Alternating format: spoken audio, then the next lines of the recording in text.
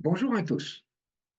C'est avec un grand plaisir que je vous invite à ma prochaine webconférence et sachez que c'est toujours très gratifiant pour moi que de répondre le mieux possible à la fin de la conférence à vos nombreuses questions. Vous et votre cerveau. Le cerveau révélé. Des redécouvertes aux nouvelles frontières. Mais qui n'a jamais entendu parler des neurosciences? Pourquoi ce domaine qui rassemble des chercheurs, indéniablement, ce sont de grands chercheurs qui sont dédiés à l'étude du cerveau. Est-il si médiatisé? Eh bien, probablement, parce que les découvertes régulières nous révèlent de nombreux aspects et surtout des nouveaux aspects de cet organe des plus complexes et de son utilisation.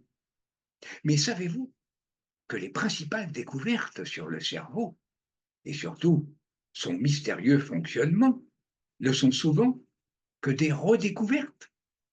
Par exemple, la plasticité cérébrale dont nous avons parlé lors d'une conférence précédente, ainsi que le cortex préfrontal, ont été des découvertes et décrites d'ailleurs depuis la fin du XIXe siècle. Il a donc fallu 100 ans, plus de 100 ans, pour que les scientifiques redécouvrent enfin ce que leurs prédécesseurs avaient déjà mis en lumière bien avant eux. Ainsi, le cortex préfrontal, il est au cerveau dans son ensemble ce que le chef d'orchestre est à l'ensemble des musiciens qu'il dirige.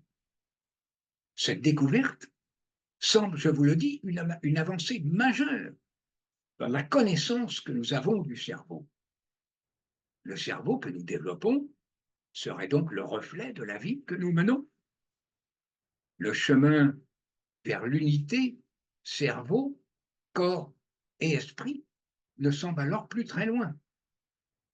Une étude menée par une équipe de scientifiques auprès de plus de 100 volontaires entre 2011 et 2013 à Montréal a mis en évidence les modifications du cortex préfrontal, je dis bien les modifications par la pratique régulière de l'entraînement mental.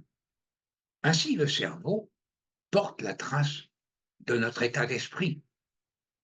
Nous savons maintenant ce qui se passe à l'intérieur de notre bien mystérieux cerveau quand nous le soumettons à un entraînement mental régulier.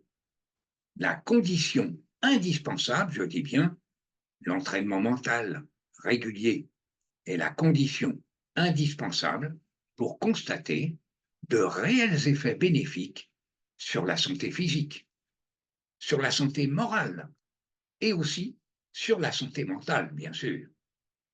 Ainsi, un individu qui croit que son projet est réalisable et qui met tout en œuvre, ses pensées, son imagination, ses émotions, au service de son ambition, transforme son cerveau et son esprit, les deux étant indissociables, en ancrant une meilleure capacité à générer de la réussite.